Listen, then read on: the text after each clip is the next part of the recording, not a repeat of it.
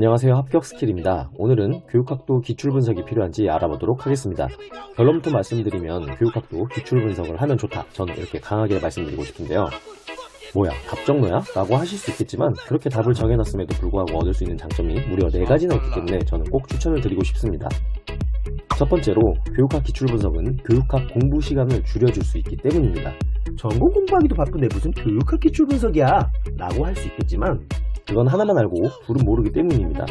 교육학을 객관식부터 논술 문제까지 분석하는 과정은 분명 시간이 들긴 합니다. 하지만 기출 분석만 잘하면 교재 내용을 반절 가까이 털어낼 수 있고 시험에 꼭 필요한 내용만 공부하므로 집중도 더 잘할 수 있게 되거든요.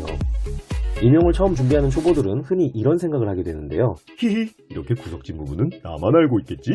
다른 사람들은 잘 모를 테니까 나만 고득점을 받을 수 있을 거야. 그런데 이런 생각은 굉장히 위험합니다. 왜냐면 시험 출제와 거리가 먼 내용에 초점을 두게 되는 순간부터 시간은 시간대로 흘러가고 만약 그 내용이 어렵기라도 한다면 이해하는 데 걸리는 시간이 배가 되어서 결국 막대한 손실로 나타나거든요. 그렇게 손해볼 시간에 기출 분석을 바탕으로 꼭 필요한 내용만 쏙쏙 골라내어 공부를 하게 된다면 남들보다 진도도 더 빨리 빼고 2회독, 3회독 하는 시점이 앞당겨질 수 있습니다. 그리고 또 그 시간만큼 암기와 인출 연습에 시간을 더 투자할 수 있고요. 정말 그럴 수 있는지 예시를 같이 보도록 하겠습니다.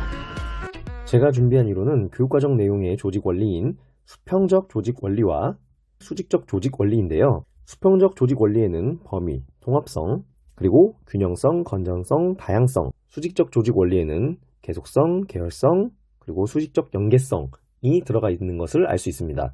그럼 공부하기 전부터 이런 생각이 들 수 있죠. 이걸 다 공부해야 되나? 하지만 이런 고민도 기출 분석이면 해결할 수 있는데요. 2009 중등 문제를 보면 계열성, 계속성, 통합성과 관련된 개념이 2010 초등 문제를 보면 계열성과 계속성을 묻고 있고 2011 중등 문제에서는 계열성, 그다음에 범위라는 개념, 그리고 2011 초등 문제에서는 계속성, 계열성, 통합성 이런 개념들이 출제된 것을 알 수 있습니다. 그러면 기출문제를 봤을 때 수평적 그리고 수직적 조직 원리에서도 정말 중요한 것은 계열성, 계속성, 통합성, 범위 이 4가지 개념인 것을 확인할 수 있잖아요. 그러면 다시 교재로 돌아왔을 때 이 모든 내용을 다 빠짐없이 집중해서 공부하는 게 아니라 방금 전에 기출문제에서 확인했던 4가지 개념 범위, 통합성, 그리고 계속성과 계열성 이 4가지 개념만 집중해서 보면은 시간을 최소 3분의 1에서 반 가까이 줄일 수가 있는 겁니다. 물론 나머지 내용인 균형성부터 다양성까지 그리고 수직적 연계성이 시험에 나올 수도 있겠지만 20년 동안 안 나왔다면 앞으로도 나올 가능성이 그렇게 크지는 않을 겁니다.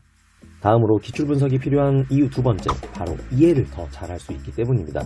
개념을 공부하다 보면 교재 내용만으로는 뭔가 부족한 느낌이 들 때도 있습니다.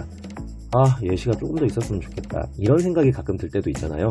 이럴 때 또 유용하게 사용할 수 있는 게 바로 기출문제입니다. 기출문제에는 개념을 설명하는 문장이나 단어가 들어가 있기도 하고 예시도 흔하게 볼 수 있습니다.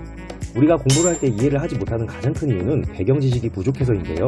예를 들어서 지구에 와본 적이 없는 외계인이 지구에 사는 코끼리라는 동물을 텍스트로만 본다면 코끼리의 모습을 제대로 상상할 수 있을까요? 굉장히 어려울 수 있습니다. 이때 코끼리에 대한 사진과 영상을 본다면 단번에 코끼리란 이런 것이구나 라고 이해를 할 수 있겠죠. 개념도 마찬가지입니다. 해당 개념에 대해서 교재 내용만으로 부족하다면 그 내용을 이해할 수 있는 보조 텍스트가 필요합니다. 이럴 때 기출문제의 지문, 보기, 예시를 곁들인다면 개념을 이해하는 데 한층 도움이 될 수 있습니다. 정말 그럴 수 있는지 다시 교재를 보겠습니다. 수평적 조직 원리에서 범위를 공부한다고 해볼게요.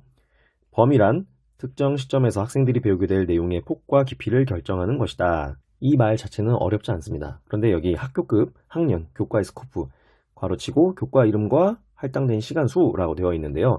저는 여기서 교과 이름? 교과 이름이 스코프와 어떻게 연관이 있는 거지? 이런 생각이 들거든요.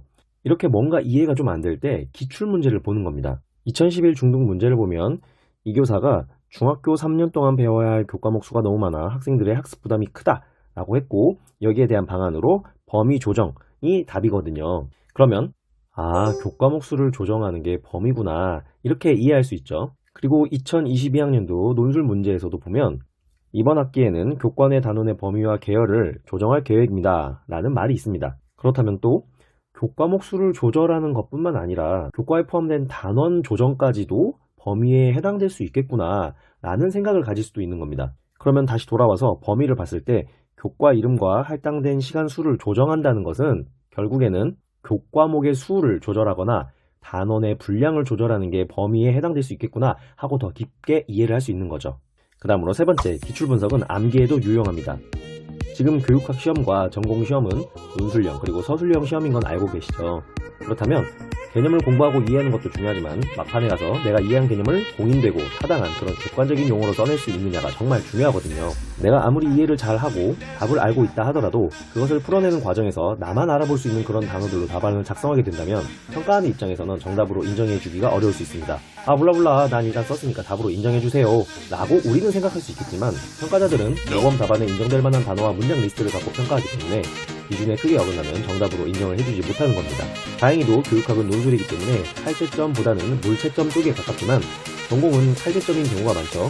어쨌든 이런 평가 메커니즘 때문에 개념을 공부할 때는 막판에 가서 어떤 문장과 키워드를 중심으로 삼고 암기를 해야 될지 잘 가늠해야 되거든요. 그럴 때 사용할 수 있는 게 바로 또 기출문제입니다. 기출문제는 저명한 교수님이나 교육 전문가들이 들어가서 문제를 내죠.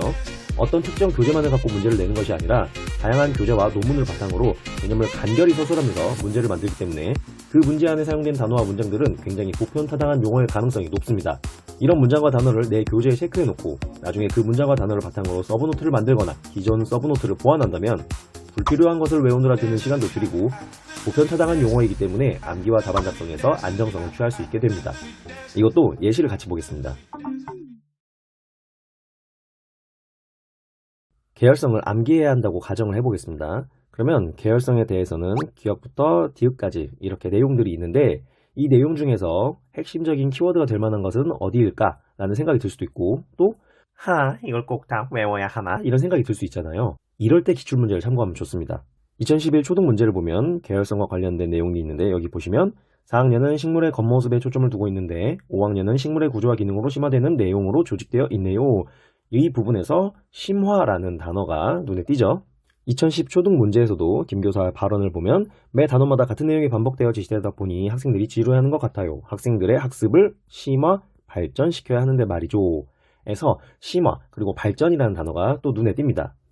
그러면 교재 내용으로 다시 돌아왔을 때 심화, 확대 또는 발전이라는 단어가 계열성을 나타내는데 대표적인 단어가 될 수 있겠구나 이런 생각을 가지고 정리를 할 수 있겠죠. 그리고 기출문제를 봤을 때 계열화 방법까지는 자세하게 물은 적이 없으므로 기억과 니은 위주로 공부한다면 암기 부담과 시간을 줄일 수 있습니다. 물론 전공 공부에서 초고득점을 노린다면 기출과 관련된 심화 확장 포인트까지 공부를 해놓는 것이 맞습니다. 하지만 교육학은 그렇게까지 기출 분석을 할 필요가 없습니다. 왜냐하면 교육학은 논술이고 논술 시험은 개념의 기본 의미만 정확히 파악한다면 상황에 맞게 구체적으로 적용을 하면 되는 시험이거든요. 그러면 마지막, 교육학도 기출 분석이 필요한 이유, 시험 문제 예측이 가능하기 때문입니다. 예측은 두 가지 측면에서 얘기할 수 있는데요. 첫째는 객관식 문제의 논술화, 그리고 둘째, 최근 시험 트렌드 파악, 이 두 가지 측면에서 말씀드려 볼게요. 우선 객관식 문제의 논술화부터 보면 방금 전에도 객관식 문제로 다뤘던 수평적, 수지적, 내용 조직 원리가 교육학 논술 시험에서도 나온 것을 확인할 수 있었죠. 다른 개념들도 마찬가지거든요. 물론 객관식 문제에서 다룬 개념이 모두 다 논술로 나오기는 어렵지만 그럼에도 불구하고 객관식에서 다뤘던 개념들이 논술로 나오는 경우는 심심치 않게 볼 수 있습니다. 이런 상황에서 교육학도 객관식 기출 분석을 한다면 자기 주도적으로 공부할 수 있고 강사에 의존하지 않고서도 이번 시험 논술 문제를 얼마든지 예측할 수가 있는 거거든요. 그리고 최근 논술 문제를 보면 단순히 이론을 외워서 적는 형태보다는 실제 학교 현장에서 겪는 문제점과 이에 대한 해결 방안을 구체적으로 묻는다는 것을 알 수 있습니다. 더불어 개념의 적용 측면을 굉장히 강조해서 묻는구나 라는 것을 깨달을 수 있고요. 이렇게 기출 분석을 통해서 시험에 어떤 내용이 그리고 그 내용이 어떤 형태의 문제로 나올 수 있을지 예상하고 준비한다면 강사 강의에 의존하지 않더라도 자기 주도적으로 공부할 수 있고 강의 듣는 시간도 아끼고 돈도 아끼는 일석삼조의 효과를 누릴 수 있게 됩니다. 이렇게 해서 교육학도 객관식부터 논술 문제까지 기출 분석이 필요한 이유를 4가지 측면에서 살펴봤는데요. 혹시라도 교육학 기출 분석을 하고 싶으신 분들은 기출 분류 자료를 구하는 게 우선이겠죠. 전공 카페나 강사 카페에서 무료 기출 분류 파일을 구할 수 있다면 거기서 구해도 좋고요. 제가 운영하는 카페에도 기출 분류 파일을 무료로 공유하고 있거든요. 그 자료를 사용해도 괜찮습니다. 그리고 저는 이번 영상을 만들 때 원페이지 교육학 서브노트 교재를 사용했었는데 이 교재도 기출문제 분류를 잘 해놨고요. 시중에 파는 교육학 기출문제 분석집을 구매해도 좋습니다. 끝으로 교육학 교재에 대해서도 말씀을 드리자면 시중에 여러 교육학 교재가 있는데 저는 권지수 강사의 교재가 기출 기반으로 깔끔하게 예시도 풍부하게 적어놔서 괜찮더라고요. 그 강사님이랑 친분이 있어서 홍보하는 건 절대 아니고요. 수험생 입장에서 봤을 때 효율적으로 효과적으로 공부하기에 좋아서 주 교재가 아니더라도 보조 교재로 하나 정도 더 있어도 괜찮을 것 같습니다. 이상으로 이번 영상은 여기서 마치고 다음 영상에서 또 만나요.